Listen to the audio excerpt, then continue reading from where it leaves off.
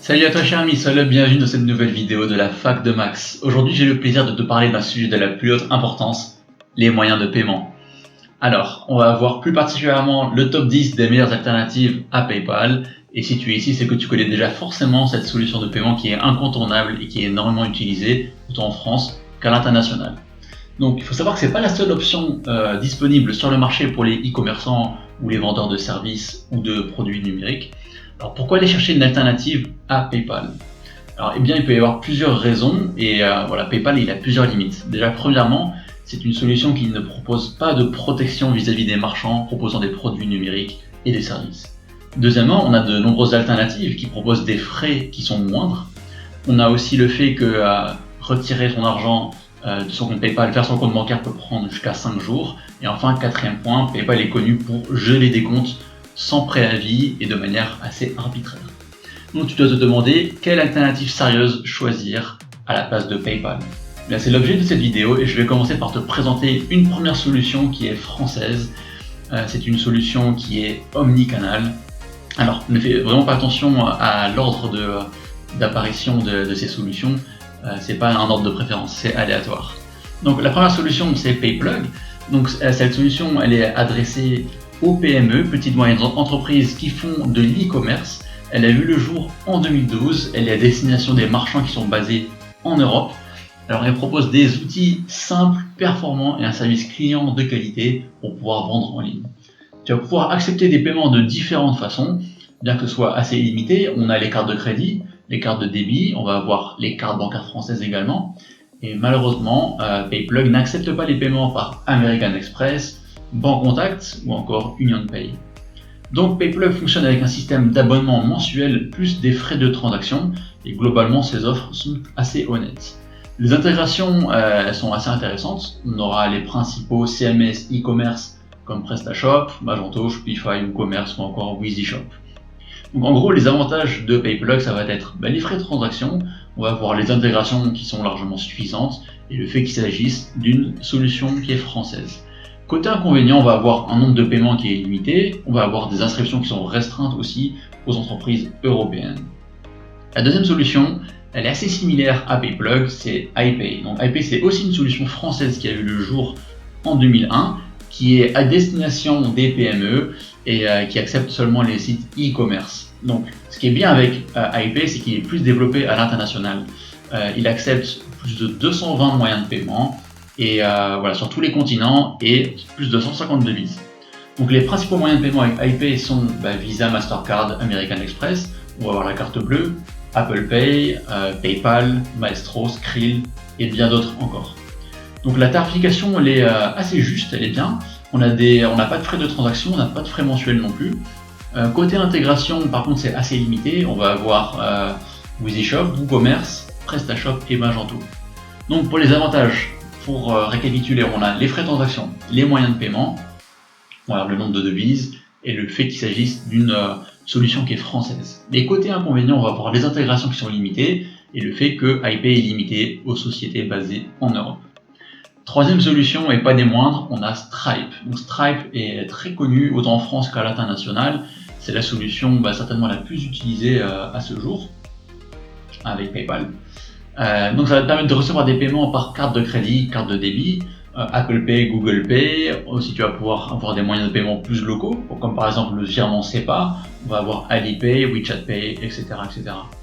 Donc Stripe c'est une solution de paiement qui est simple, qui est très accessible, facile à intégrer à sa boutique, ou si on vend des produits, si on est infopreneur c'est très bien.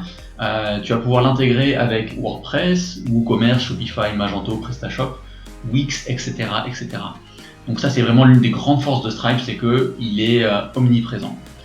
D'autre part, tu vas pouvoir aussi accepter des paiements récurrents avec Stripe, avec des frais très bas de 0,5%. Les frais de transaction globalement avec Stripe ils sont très très bien, ça fait aussi la réputation de cette plateforme. Donc côté avantage, on va avoir les frais, on va avoir un grand nombre d'intégrations, la simplicité, la flexibilité et le fait aussi qu'il soit présent dans plus de 40 pays sur 4 continents. Mais côté inconvénient, on va avoir le fait qu'on a un service client qui est très discret et le fait aussi qu'ils puissent fermer des comptes sans préavis s'ils ont le moindre doute sur une activité. Quatrième solution de paiement, on a Skrill. Donc Skrill, c'était anciennement connu sous le nom de Moneybooker, donc c'est une solution de paiement et un service de banque en ligne britannique qui a vu le jour en 2001. Donc Skrill est particulièrement connu dans le domaine des jeux en ligne.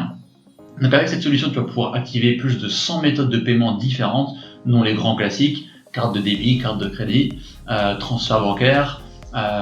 Tu auras plein d'autres méthodes de paiement alternatives, mais aussi la méthode classique qui va être celle du portefeuille. Donc comme avec PayPal, tu vas pouvoir faire des paiements de compte à compte. Donc c'est la solution qui va ressembler le plus à PayPal avec Payoneer et NetTeller. Donc voilà, c'est vraiment une très bonne solution, mais ça reste quand même un poids léger à côté de PayPal qui est vraiment énorme. Donc côté tarif, là c'est pas top. La grille tarifaire de Skrill elle est assez complexe et globalement les frais sont assez élevés. Côté intégration, c'est pas mal. On va avoir par exemple des solutions comme Wix, WooCommerce, Shopify, PrestaShop, Magento ou encore BigCommerce. Donc pour les avantages, il y en a pas mal. On a le nombre de pays acceptés, il y en a plus de 130. On va avoir un grand nombre de devises, un grand nombre d'intégrations, de moyens de paiement. On a un portefeuille en ligne, la possibilité aussi de demander une carte prépayée Mastercard de manière facultative. Mais côté inconvénient, il y en a un qui est majeur, ça va être la tarification qui est complexe et un peu trop élevée sur certaines transactions. Donc cinquième solution, on a Payoneer. Donc celle-ci, elle a vu le jour en 2005. C'est une solution de paiement qui est pratique, peu coûteuse et multi-devise. Elle te permettra d'être payé de 3 façons, donc le virement bancaire, l'envoi de demandes de paiement avec facture qui pourra être réglée par carte de crédit, virement ou débit bancaire. Et la troisième option, ça va être le transfert de fonds de compte à compte. Donc Payoneer supporte 7 devises différentes, dont le dollar américain, on a l'euro, on a la livre sterling ou encore le dollar canadien. Donc les fonds ils pourront être retirés dans plus de 150 pays auprès des banques locales. Donc dans l'ensemble, les frais de transaction de Payoneer ils sont très bas. Tu as également la possibilité de demander une carte prépayée Mastercard qui va être virtuelle ou physique. Ça te permettra de faire des retraits dans les guichets, de payer en boutique ou en ligne. Donc en ce qui concerne ta boutique en ligne, tu vas pouvoir l'intégrer seulement avec WooCommerce et Shopify. Mais par contre, ce qui est intéressant, c'est que si tu vends sur des marketplaces e-commerce comme Amazon, Cdiscount, Rakuten ou encore Wish, tu vas pouvoir lier ton compte Payoneer avec cette marketplace. Et pareil, si tu fais de la prestation de service, tu vas pouvoir lier en fait ton compte Payoneer avec Malt, Upwork, Fiverr ou encore 5€. Ça, c'est vraiment pas mal du tout. Donc parmi les avantages, on a le fait que Payoneer accepte des clients du monde entier. On a un très grand nombre d'intégrations avec les marketplaces. Voilà. On va avoir des frais de transaction qui sont bas et la possibilité de demander une carte prépayée Mastercard. Et par contre, côté inconvénient, il y en a aussi quelques-uns. On a un faible nombre d'intégrations pour les boutiques en ligne. Le fait qu'ils n'acceptent pas aussi une large palette de business. Et enfin, le fait que ce ne soit pas une solution qui est appropriée pour le transfert de gros montants. Donc la sixième solution, c'est CyberSource. Donc CyberSource, c'est une filiale de Visa. C'est un système de paiement par carte de crédit, par virement bancaire. PayPal, Apple Pay, Google Pay, Samsung Pay, Alipay et plus encore. Donc on a un très grand nombre de solutions de paiement réparties dans plus de 190 pays. On a 130 processeurs de paiement et 50 devises. Donc c'est vraiment pas mal du tout. Les intégrations possibles avec CyberSource sont aussi très bien. On aura par exemple les CMS WooCommerce, Shopify, Magento, PrestaShop. On a aussi un plugin comme Easy Digital Download et bien d'autres encore. Donc, côté avantage, on va avoir les moyens de paiement, forcément, les intégrations, les devises, les pays acceptés, et enfin il s'agit d'une filiale de Visa. Côté inconvénient, on a par contre l'interface utilisateur, le fait qu'il n'y ait pas d'avis vérifié disponible sur un site comme Trustpilot. On va avoir un manque de transparence aussi au niveau des frais de transaction. Donc septième solution, on a GoCardless. Donc celle-là elle est très différente des autres. C'est une solution de paiement européenne qui a eu le jour en 2011, qui permet de recevoir seulement des paiements par prélèvement bancaire. Donc cette solution va être particulièrement adaptée aux vendeurs de prestations de services, les formateurs et les coachs. Donc si tu es basé en Europe, en Océanie, en Amérique du Nord ou en Afrique du Sud, tu pourras utiliser GoCardless. Les frais de transaction ils sont très bas, voilà, ils s'élèvent à 1% plus 20 centimes pour la zone euro et 2% plus 20 centimes pour le reste du monde. Les intégrations elles sont pas mal aussi, on a les classiques WooCommerce, Magento, PrestaShop ou encore un plugin comme Easy Digital Download si tu vends des produits numériques.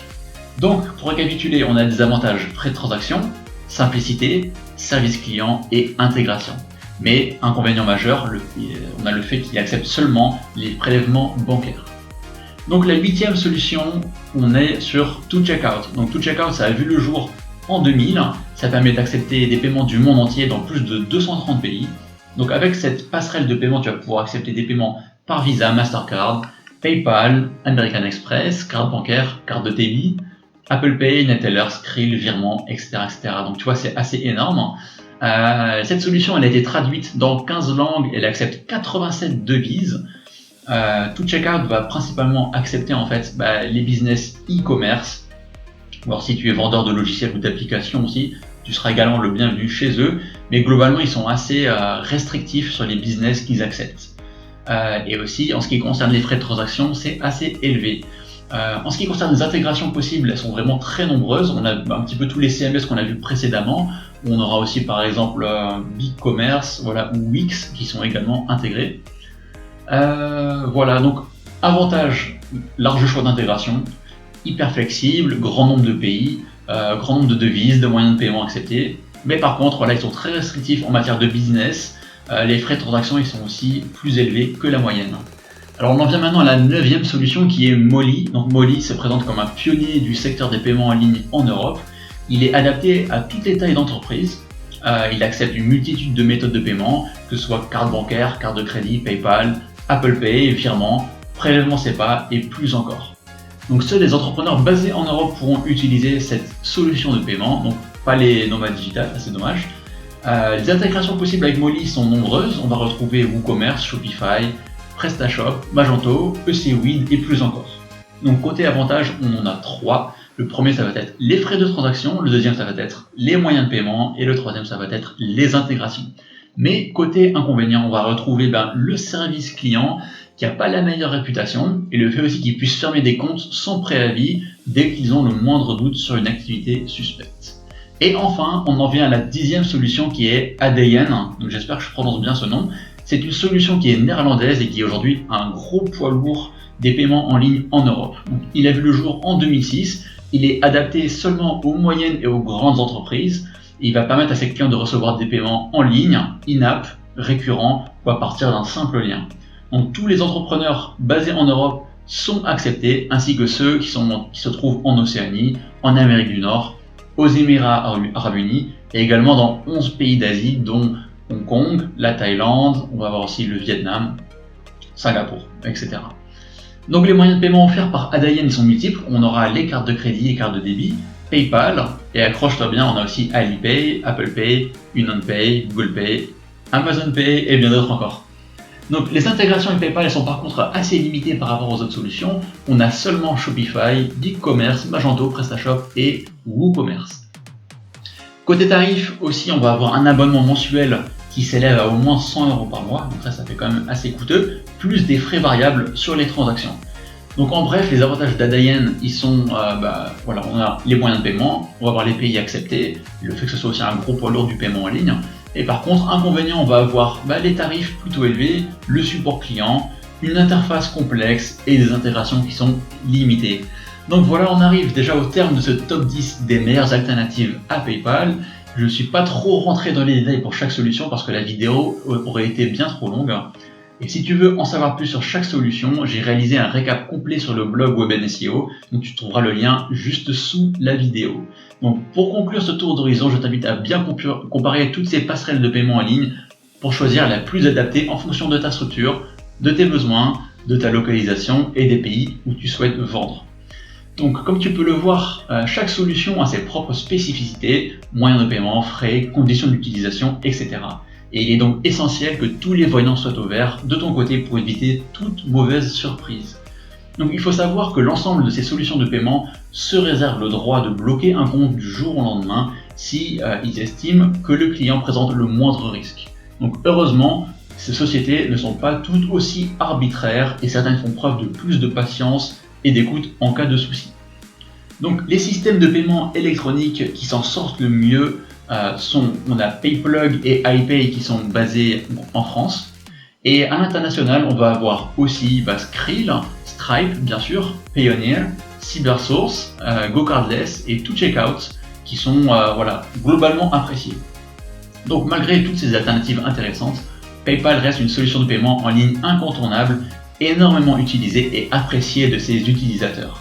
Donc tu peux prendre le parti de ne pas utiliser PayPal, mais tu auras toujours des clients qui te sollicitent pour passer par ce moyen de paiement.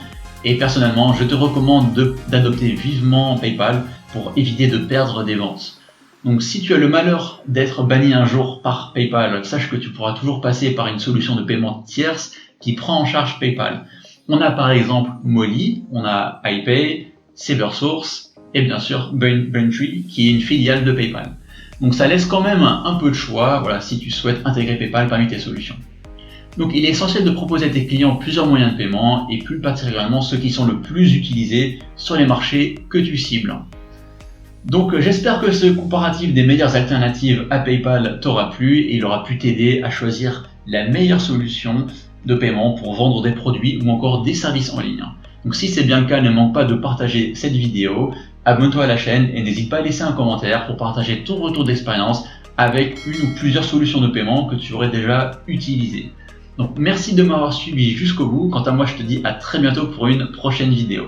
Allez, ciao!